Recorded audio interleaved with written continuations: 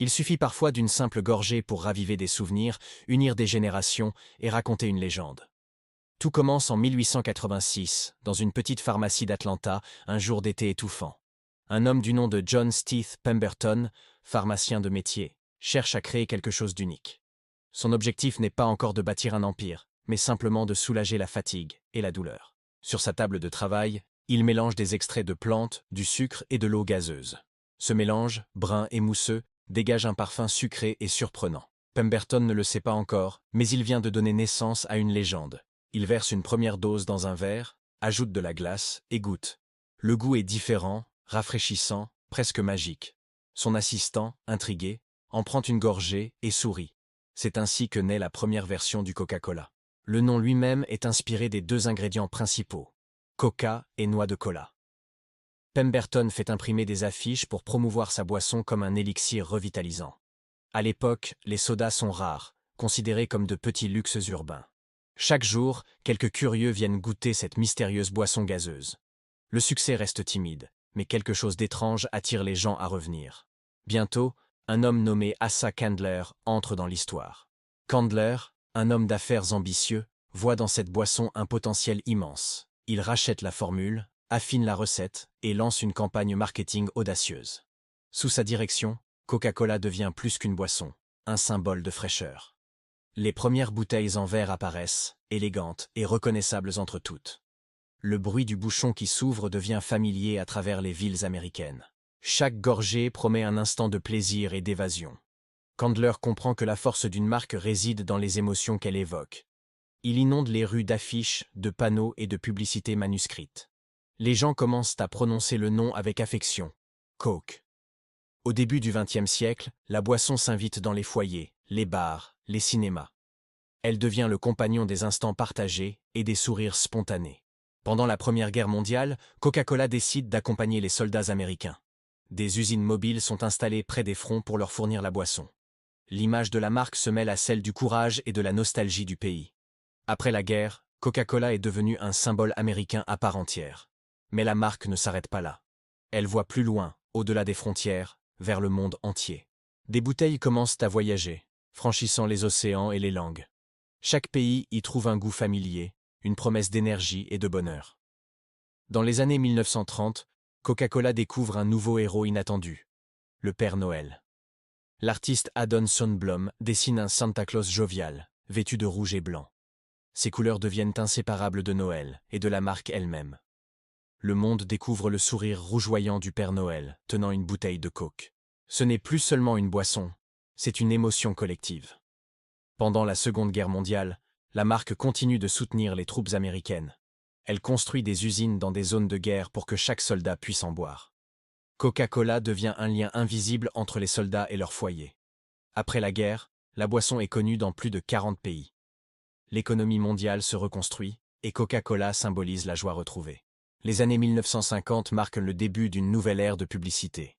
La télévision s'empare du mythe et amplifie la magie du logo rouge.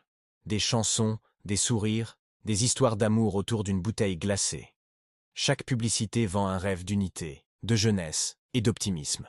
Le slogan « Open Happiness » résume tout un siècle d'émotions. Coca-Cola devient plus qu'une marque, un langage universel.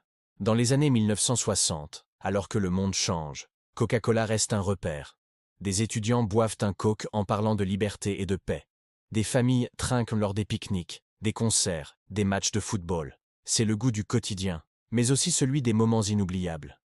En 1971, la chanson « I'd Like to Buy the World a Coke » touche le monde entier. Elle chante l'unité, la paix et la simplicité d'un geste partagé. C'est un message universel, aussi doux que la boisson elle-même. Au fil des décennies, la marque continue d'évoluer sans perdre son âme. De nouvelles bouteilles, de nouvelles recettes, mais la même promesse de bonheur. Les années 1980 voient l'émergence de la concurrence et du changement. Coca-Cola tente de modifier sa formule, créant la fameuse New Coke. Le public réagit avec passion, réclamant le goût original. Ce moment de crise rappelle à la marque la puissance de la nostalgie. Elle revient vite à sa recette classique, acclamée par le monde entier. C'est une leçon précieuse. Ne jamais trahir ce que les gens aiment profondément. Les années passent, les générations changent, mais la bouteille reste iconique.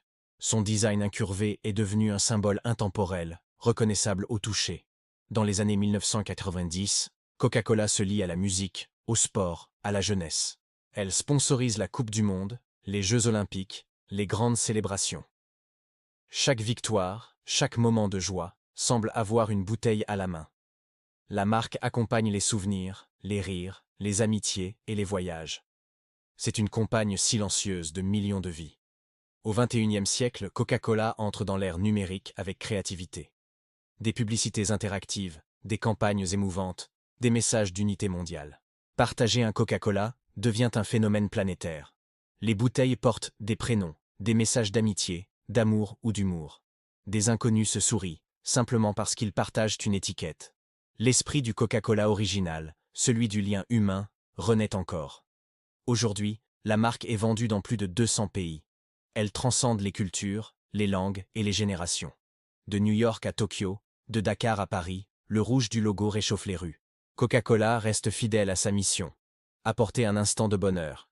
Et malgré les critiques, les évolutions et les changements du monde, elle persiste. Elle continue d'incarner la joie simple d'un moment partagé. Derrière chaque bouteille, il y a une histoire, un souvenir, un sourire. Une boisson née d'un rêve modeste, devenue un symbole universel. Coca-Cola n'a jamais été qu'une boisson. C'est une émotion, une idée, un fil invisible entre les gens. Une gorgée de passé, un souffle de présent, un espoir pour demain. Et peut-être que la véritable recette secrète n'a jamais été dans la formule, mais dans la capacité de cette boisson à unir le monde autour d'un même goût. Parce qu'au fond, chaque gorgée nous rappelle que les rêves simples peuvent grandir, qu'un geste ordinaire peut devenir extraordinaire quand il touche le cœur des gens.